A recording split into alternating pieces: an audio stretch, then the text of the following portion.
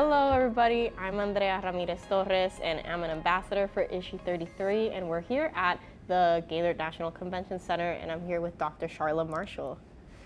So Dr. Marshall, Charla? Yeah. Charla, okay.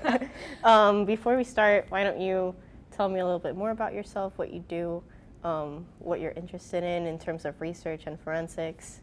Yeah, so I am the chief of the Emerging Technologies section at the Armed Forces DNA Identification Laboratory, or AFDIL, and I'm a contractor with SNA International, and we are part of the Armed Forces Medical Examiner System, so the AFMEs. And the mission of the AFMEs is to perform DNA-assisted identifications of missing military service members. And so my group, we lead the method development and bring on new technologies into casework. So we both test, validate, develop new things, and then we write SOPs and translate that work into an operating forensic laboratory. So it's a really neat job to have. Right. And I came to it through a background in ancient DNA. So similarly, the methods that we use in ancient DNA are applied to, bone samples from historical cases, especially those that are challenging, like they have at AFDIL. So, while my background is in ancient DNA, currently I'm in forensics, and it's great. I have a great job and a great team, and it's lovely. That was my next question. What was your turning point? How did you decide maybe forensics is the right place for me? Yeah. Is it just background-wise, or was there something in your life that made you do that turning point?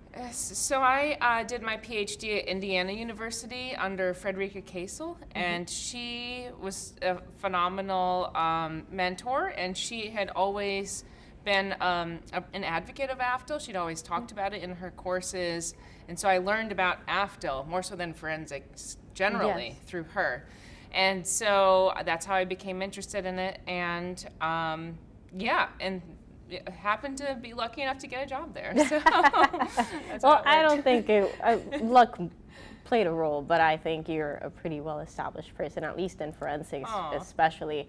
And so also just being a woman, we were talking about that right before the interview, how to introduce you. How do you feel being a woman has impacted your ability to perform in the field, as well as not just your work standing alone? Have you ever felt the need to just present more? How do you go about your daily life as a leader in forensics, being a female, basically? Yeah, so I think that's an interesting question because,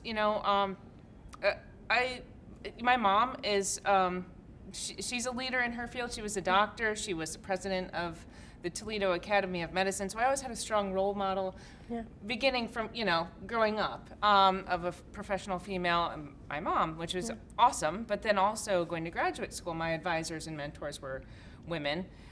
Even coming to AFDIL, I have peers that are women. They're very strong. They're strong in what they do. So 3 of the 5 technical leaders at AFDIL are women. So so I think that by the time that I started working in the field, women had really taken their stance. Yes. So but I also think that doesn't mean we don't have daily challenges that maybe men wouldn't have. And I hate to generalize because everyone's different, and I don't think your gender defines your personality, and vice versa. So I think that by the time that I arrived in forensics, the path had been paved. But now maybe we could see a turning point with things like administrative roles.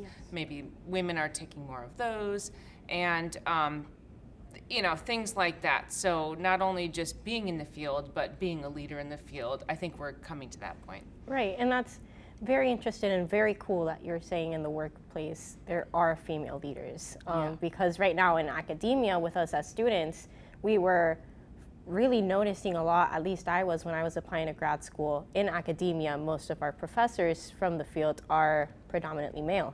And so they're often our mentors, and it doesn't, to generalize, but there are some miscommunications, there's some struggles that we don't fully understand with each other. And so getting that generational turnover of having a predominantly female population for students going into the workplace, it'll be a predominantly female-led. Right, and so I think you're getting at a good point, is that there is, like, forensics is such a young field that the founders are still alive and well. Yes. And, they're at the conference, like Bruce Badoli is here. Yes. So I think we haven't had that generational turnover. Yes. And so AFDIL within forensics is even maybe a younger organization. Right. So, that offered opportunities for women to step forward as the first to do something, or maybe as the second. So I think, as the field ages, we might see more women adopt these or come into these professorship roles and that have been long inhabited by the founders of them. Right. We have Mitch Holland. He's been there for a while. He's one of the people who've been working on mitochondrial DNA the longest in the field. Yes. So we have those people still here working with us. Yes. And, when they retire, when they move on to other things, then maybe women would be, moving Yes, into those and I think positions. also having them serve as, that turning point, because Dr. Holland is my PI at Penn State. Yeah. So it's also, we've had conversations about this and just, how do we pave the way so that you become the best scientist you can be when it's your turn to be in a leadership position. Yeah. And also just, I guess, having that transitional role in open communication. Yep. Yeah. And All so, very important. yeah, you're a professor yourself. I'm an adjunct professor Yes. at Penn State, Yes. so I'm not a professor. Okay. That is why I went to school. Yes. I had no aspirations of working in a government lab. Yes. But I really enjoy it. And so being an adjunct with Penn State, it gives me opportunity to work with students Yes. and to, help advise their research projects. Yeah. And I think it's great for me to have that interaction with academia because it's really important to foster the new generation, the new students, and to help them grow. And so I really like that, even though I'm not directly involved in teaching courses. So I'm giving a guest lecture this month with University of South Dakota, and this is an anthropology department, and just a colleague that I've had for a long time, and he wants to introduce his students to other fields. Yeah. So, I do maybe once a year a lecture with his, department. I do other guest lectures for courses. So I stay involved that way, and I never fulfilled my dream of being a professor, but that's okay. I Yes. like where I am. What do you say when mentoring students? What's the biggest piece of advice you have to tell them when they first come to you? Okay, well, I wouldn't say this is the first piece when they first come to me, but my general advice for graduate students is to just be open to opportunities. For me, like I said, I had my mindset on being a professor. Like, that was my only goal. I didn't, that's the only reason I got a PhD was to be a professor, but that didn't turn out for me. Right. And so you kind of gotta, take the lemons and make lemonade and just seize whatever opportunities come your way. So I feel like I have the greatest job in the world. And Yes. if I had been so focused on being a professor, I would have never been open to it. Right. So I think, also, my training was ancient DNA, but there aren't very many ancient DNA jobs out there. And so I went the more practical route of forensics. And I think for forensic students, there might even be a more practical route, like in genomics or startup companies, sequencing, automation, tech, biotech. So I think that just because you're trained in forensics and you're learning this particular field that draws a lot of public interest, that doesn't mean that you don't have valuable skills that could be translated to other types of roles. Right. So Dr. Marshall, what's next for you?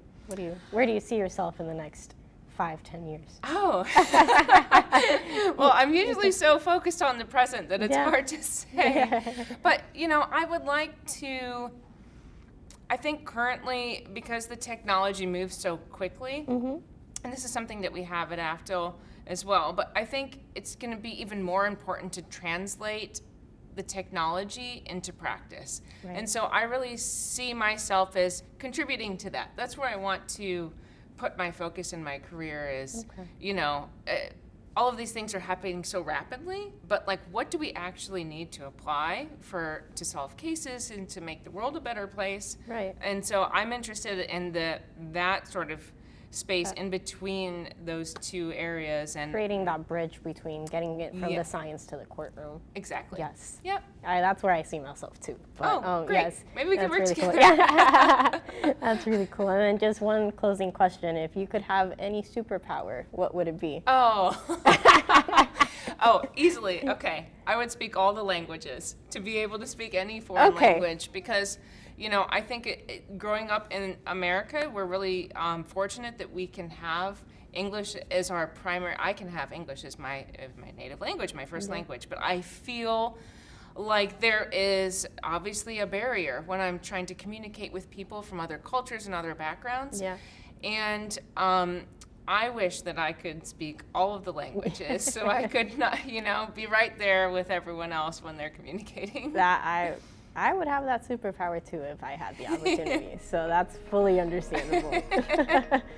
But thank you so much for being here. Well, thanks for talking to me. This was fun. Yes, of course.